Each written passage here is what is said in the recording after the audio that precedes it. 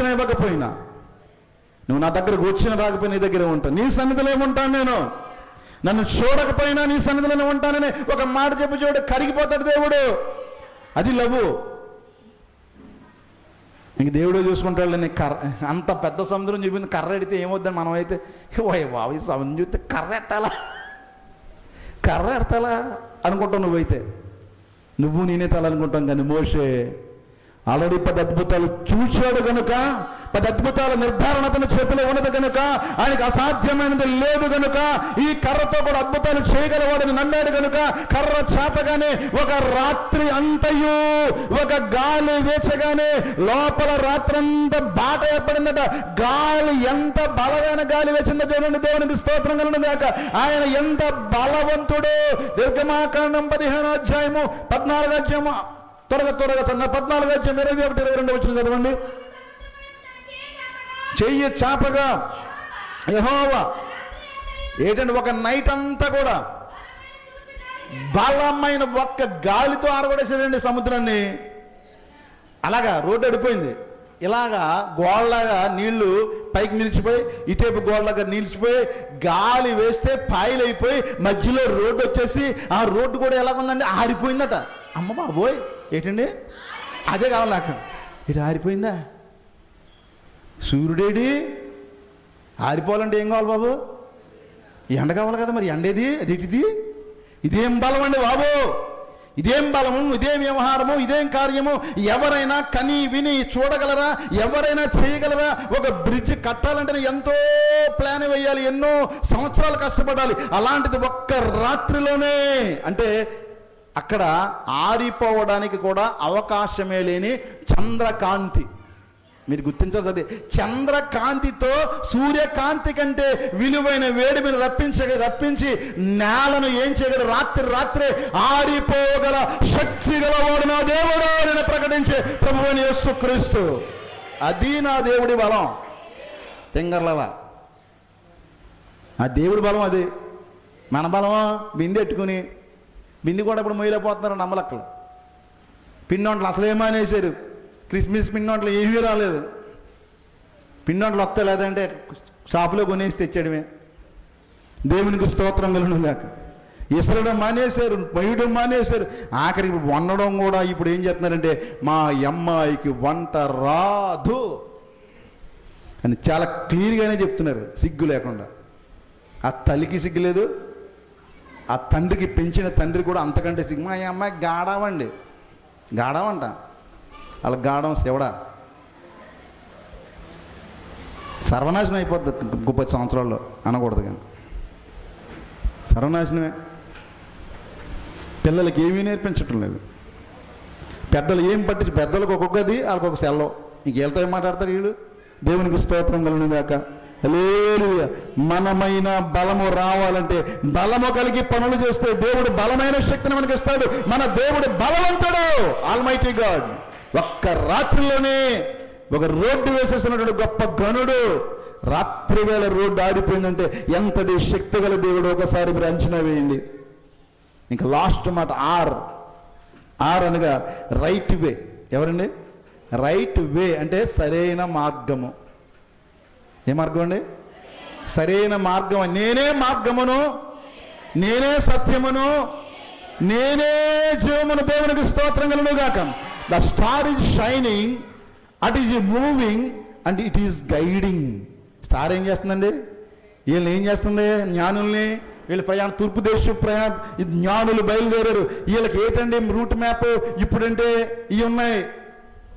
ఇప్పుడు Google map ఉంది, location share చేయండి అంటున్నారు.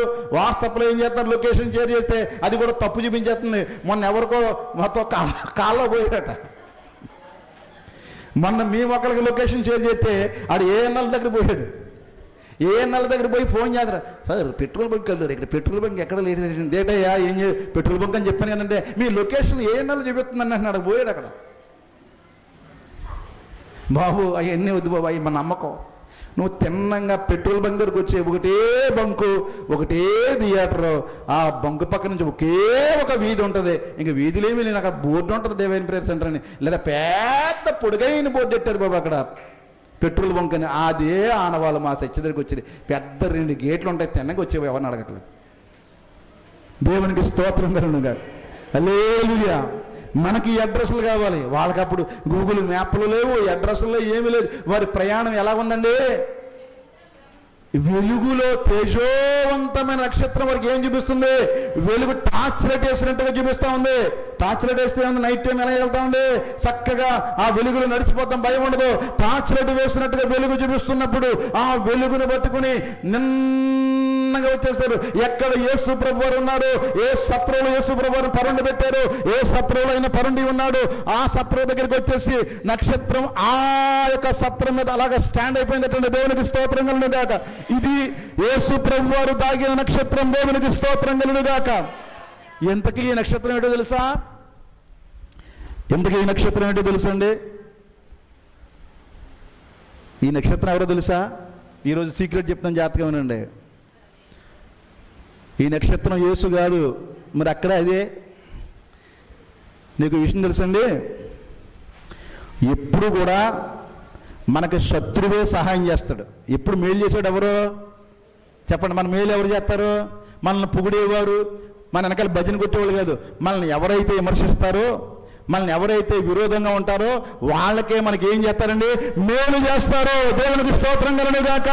హల్లెలూయా.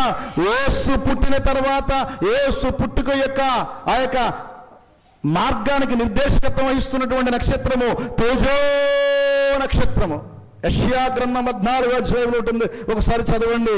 సాతానుడే 14:12 అతను యుద్ధము తేజో నక్షత్రమా. అబ్బా దాని పేరేం పేరండి? ఎవరివిడి? ఎవరు అతను? అపవాది. చెప్పాను కదా.